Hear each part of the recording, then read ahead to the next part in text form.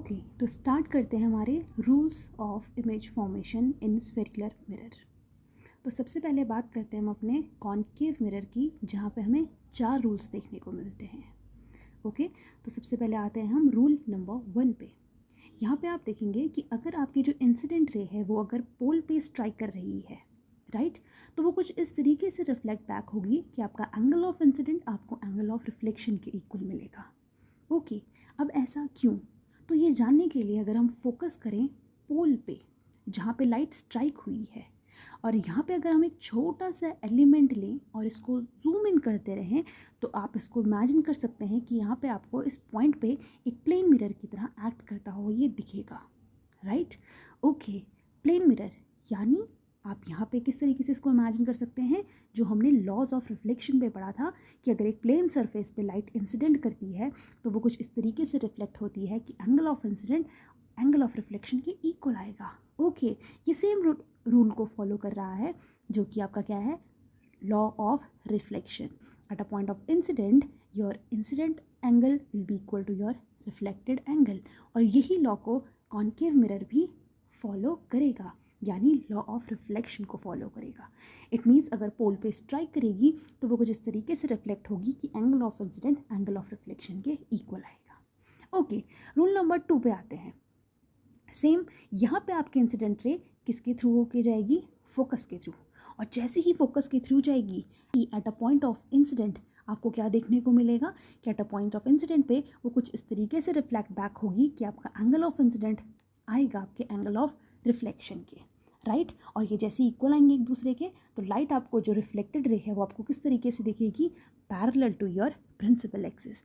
Okay, तो यही phenomena आपका हर रूल में अप्लाई होने वाला है।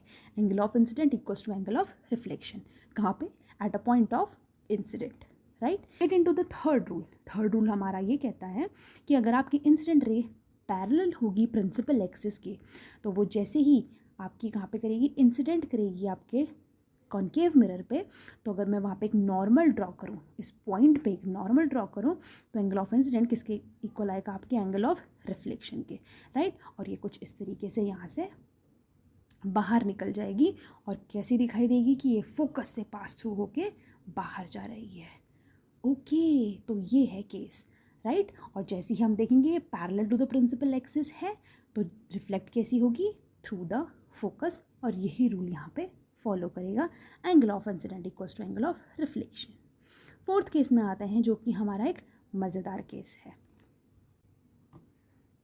यहाँ पे क्या होगा कि जैसे ही आपका लाइट इंसिडेंट कर रही है सेंटर ऑफ कर्वेचर से, तो वो उसके पास थ्रू जाएगी, और जैसे ही इंसिडेंट करेगा आपके कॉनकेव मिरर पे, तो उस पॉइंट पे ये कुछ रिफ्लेक्ट बैक इस तरीके से होगा कि अपने सेम पाथ को फॉलो करेगा।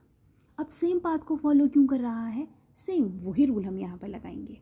ओके, यहाँ पे इसको समझने से पहले इसको पहले इमेजिन करते हैं हम, अगर हम इस स्फेरिकल मिरर को एक पूरे सर्कल में कन्वर्ट कर दें, राइट।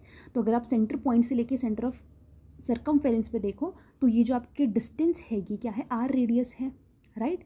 और रेडियस जब सर्कमफेरेंस पे स्ट्राइक करता है तो वहाँ पे कौन सा डिग्री का एंगल बनाता है, 90 डिग्री का।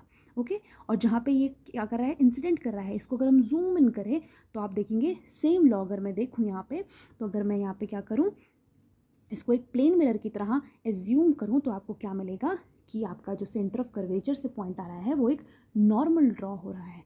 ओके मैम, और यहीं पे अगर मैं अपना लॉ ऑफ रिफ्लेक्शन अप्लाई करूँ, तो अगर कोई लाइट 0 डिग्री पे किसी प्लेन पे पड़ रही है, मतलब थ्रू द नॉर्मल पड़ रही है, तो वो अपने सेम पाथ को फॉलो करके वापस रिफ्लेक्ट बैक हो जाती है। Okay, that's the case. इसी वजह से आपका लाइट अगर क्या कर रही है, सेंटर ऑफ कर्वेचर से अंदर आने की कोशिश कर रही है, तो जैसे ही वो कॉनकेव मिरर पे टकराएगी सेम पाथ से वो वापस आ जाएगी। 0 डिग्री पे आई, 0 डिग्री पे ही वापस चली गई, following the law of reflection.